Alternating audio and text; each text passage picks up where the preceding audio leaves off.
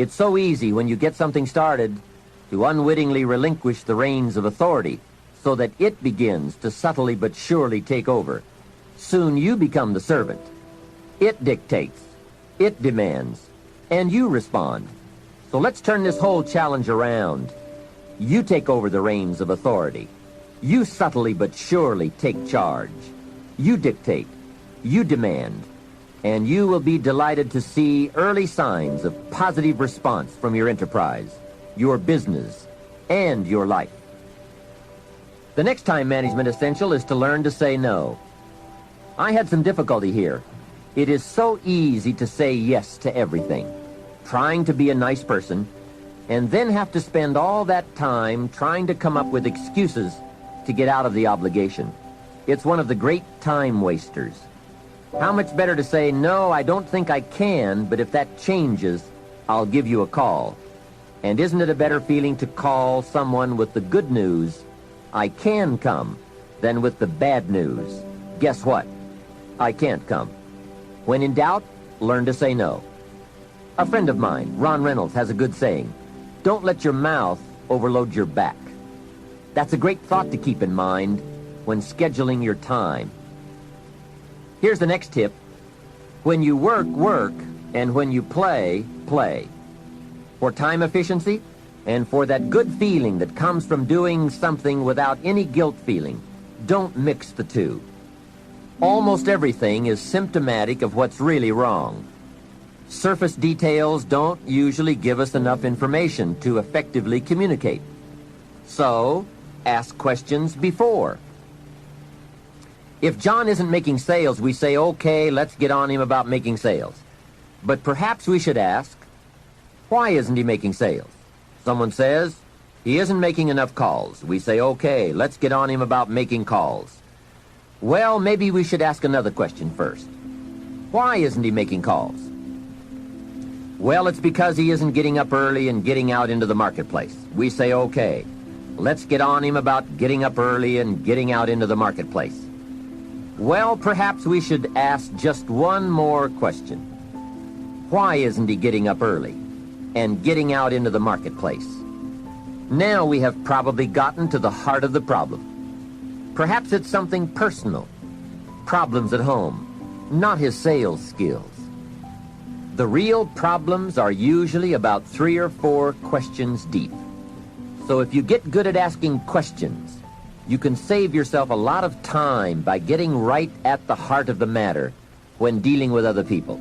Otherwise, you tend to waste valuable time just finding out what the problem really is. Now here's the last part of time management. Learn to think on paper. From all of my experience working on many projects and in many countries, one of the major time savers is thinking on paper. It is so important to take things out of your head and put them on paper, then work from the paper. Building your business is a lot like building a house. You take the ideas out of your head, put them on paper, and then build from the plan. We have a saying on this idea, operate from document, not from thought. It's just about over when a person wakes up in the morning and says, let's see, what shall I do today? Too late, right? The best thing you can do now is to take today off and at least plan tomorrow. How many of you believe in your life that your worst day can become your best day if you turn it around? I hear this all the time. I was told to my face, you're nothing but a giant muscle. You can't act. You have no future and you have an accent that is laughable. That just shows you again so much for it can't be done. This is why I try to tell you, anything and everything can be done if you can visualize it, if you believe in yourself. You're going to find the naysayers at every turn that you make. Don't listen. Just visualize your goal, know exactly where you want to go. Trust yourself. So pay no attention to the people that say it can't be done. Trust yourself no matter what anyone else thinks. Interesting Bible phrase that says, if you keep knocking, you'll find open doors. Good phrase to jot down. If you keep knocking, you'll find open doors.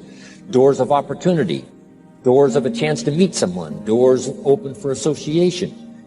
Doors open to find someone special. Doors open to find a unique business colleague. If you keep knocking, the phrase says, doors of opportunity are open to those who continually knock. Only those who knock deserve to find an opening. But the promise is, if you continually knock, you'll find doors of opportunity. You gotta grind, grind, grind. You gotta go through setbacks and disappointments. You gotta go through it. So it's not gonna be easy. But your boy E.T., I said, God, I'd rather take my breakthrough than to take a break. So I need you to get through, I need you to power through it. I need you to pray through it. I need you to encourage yourself through it. I need you to call your accountability partner. I need you to do whatever it takes. But you bet not quit on me. Because if you don't take a break, I promise you, your breakthrough is coming. Pretty good's not good enough for my family. Pretty good's not good enough for my grandmother. Pretty good's not good enough for my grandpa, my parents, my future children. Pretty good ain't gonna get it done for this family. Now I hope you hear them whispering to you, he's right. You can do this. You're great. You're special. You were born for a reason. I hope you can feel that. Life's gonna give you ultimately what you'll fight for. Let it go and begin to focus on developing myself. And I say to you, you're going to have people to do things to you. Things are going to happen to you. And the most important thing to do is to harness your will and let it go and move so you can grow, so you can get on with your life. It doesn't matter about what happens to you. What matters is, what are you going to do about it? What are you going to do now, Les? But if you want to begin to move into your own personal greatness, if you want to begin to really enjoy a happy, successful, healthy life, you've got to be willing to go against the tide. You've got to be willing to harness your will. So as you're in the process of reinventing your life, write a description of the kind of person that you want to be. What are the things that you must overcome? What qualities about your personality you know that you're going to have to change because those particular characteristics are liabilities to you? What are your assets? What are your strong points? Look at and evaluating yourself to make that determination. Other thing is that in order to get out of a rut, we need some coaching. Find some trusted critics.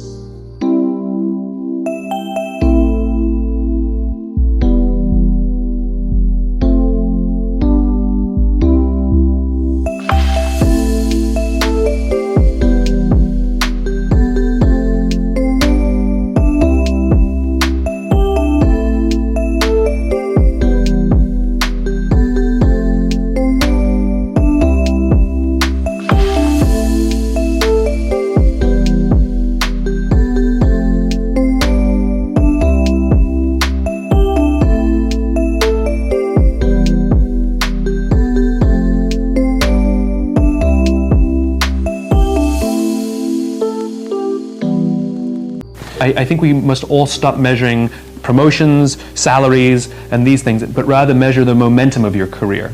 Does my career have momentum? Can I see it moving in the right direction? Can I see it gathering moss? Can I see that it's becoming easier for me to keep the momentum? It's becoming easier for me to grow the size of this thing. It's requiring less effort. That's the thing we need to measure. Yeah. That's the thing that we need to be cognizant of, which is the momentum of our careers, not just the markers that we think define our success. And I'm gonna tell you something that a lot of people, 99% of people disagree with me on, right? Everybody says follow your passions. I say that's bullshit, right? I say follow your effort. It's amazing how we're all passionate about things. We are all passionate about something. Helping veterans, helping this organization, helping this group, that's great. But no matter what, it all nets out to where do you put your time? Because when people put in their time, you get better at things. And when you get better at something and get good at something, then you have a chance to be great at something. And you know what I've learned? Nobody ever quits anything they're great at. And once you get great at it, it's amazing how passionate you become about it. Follow your efforts, right? Because it's not in the dreaming, it's in the doing. I realized that to have the level of success that I want to have, it's difficult to spread it out and do multiple things. It's in order to to be world class, and I've made a decision I want to be world class. And it takes such a desperate, obsessive focus to excel on the level that I want to make movies. You know, I was Star Wars when I was young. I sat in a movie theater and watched Star Wars, and I just couldn't believe that movie made me feel like that, just floored and just stunned by the creativity. And I'm realizing that in order to move people in that way, in order to touch people in that way, you really got to focus with all of your fiber and all of your heart and all of your creativity. Now, if you love being a scientist and you have that kind of